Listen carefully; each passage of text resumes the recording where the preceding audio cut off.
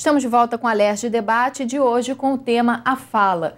Bom, Marília, a gente falou um pouquinho desses problemas simples que as pessoas têm na hora de procurar um emprego. Você acha que a internet, deputado que vive no computador também, a internet ela facilita a pessoa adquirir esses problemas, já que você não conversa mais, você manda mensagem, você não tem aquele cara a cara com as pessoas, né? Isso atrapalha também?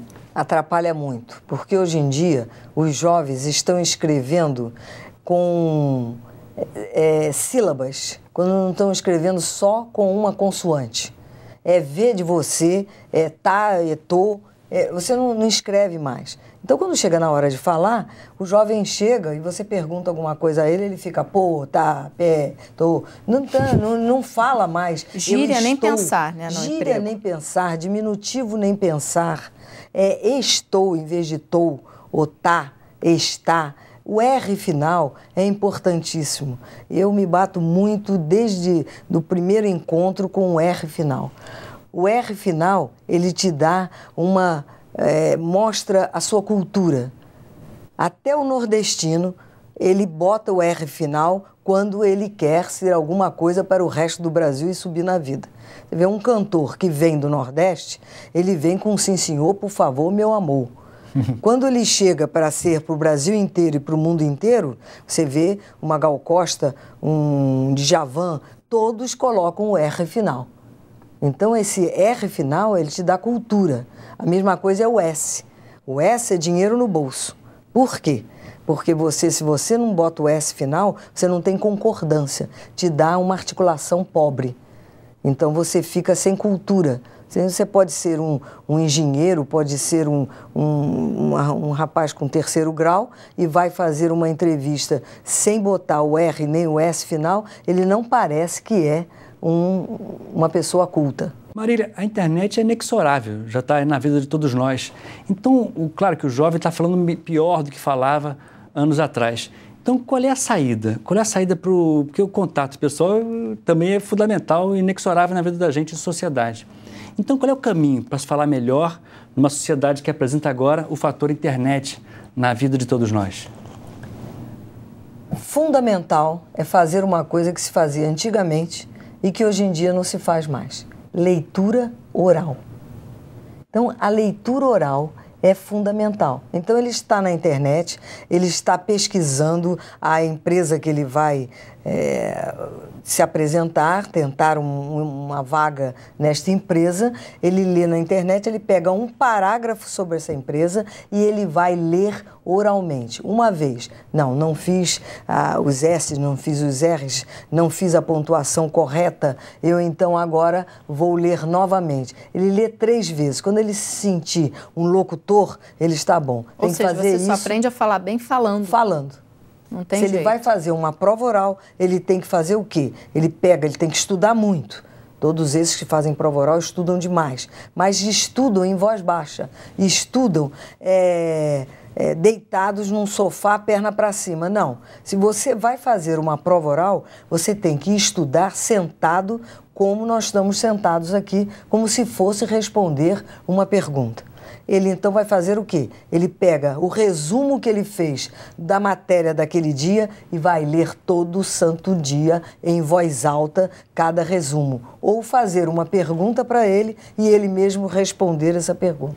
Então seria uma boa providência nas escolas estaduais, municipais, nas escolas públicas, o professor separar um momento da sala de aula, do ensino, para que os alunos fossem na frente e lessem um parágrafo de um livro? Você acha que ajudaria o desenvolvimento dos alunos? Isso era muito comum antigamente, Isso né? era antigamente. Crianças lerem em voz alta. Hoje em dia não fazem mais. Eles recebem os trabalhos mimeografados, pouco leem. Eu sei porque eu estou tendo criança também e vejo que eles não sabem ler. Então, não sabem ler de início na escola fundamental, não vão saber ler os problemas de matemática, não vão saber ler as perguntas de história, geografia, de física, de qualquer matéria e vão responder errado. E não vão saber fazer uma boa redação quando tiver que fazer o vestibular. Então, a leitura oral é fundamental. Uma das coisas melhores que se fazia antigamente, e até nos Estados Unidos fazem muito, é o teatro. Então, o teatro é uma maravilha para a criança, porque o teatro faz com que ele decore um papel, com que ele tenha que articular bem para que todo mundo entenda, com que ele tenha que falar num bom ritmo. Então, isso é muito bom. Projete a voz. Agora, muitas pessoas procuram a senhora quando precisam fazer algum tipo de palestra, por exemplo, porque a pessoa pode até falar bem numa entrevista de emprego, falar bem para meia dúzia de pessoas da empresa, mas quando pega um microfone e vai falar para uma plateia enorme, é muito mais difícil, né? É muito mais difícil e eu só atendo eu atendo muita gente que vai apresentar tese de mestrado de todas as profissões, tese de doutorado e palestras. Falar em público, que é muito importante. Às vezes a sua profissão não é de você, por exemplo, os médicos. Há médicos que estão acostumados só a falar com o cliente. Há psicólogos, psiquiatras que estão acostumados a ficar atrás do cliente. De repente eles têm que ir para um congresso e eles não sabem falar em público. Marília, às vezes a gente escuta, quando vai falar para um público muito grande, que não, você tem que se fixar numa pessoa e falar com ela. Se você está muito nervoso, você se fixa numa pessoa. Tem gente que não, tem gente que diz, não, olha acima das cabeças, olha ao largo, lá para o final. O ponto neutro. O ponto neutro. Qual o que está certo? É você se fixar numa pessoa ou você se fixar no fundo, no além? Ou até se não existe regra, né? Todos os dois estão errados. Todos os dois estão errados. Você fazendo uma palestra, você tem que dar atenção a todos. Você tem que projetar a sua voz para o centro desse espaço, né?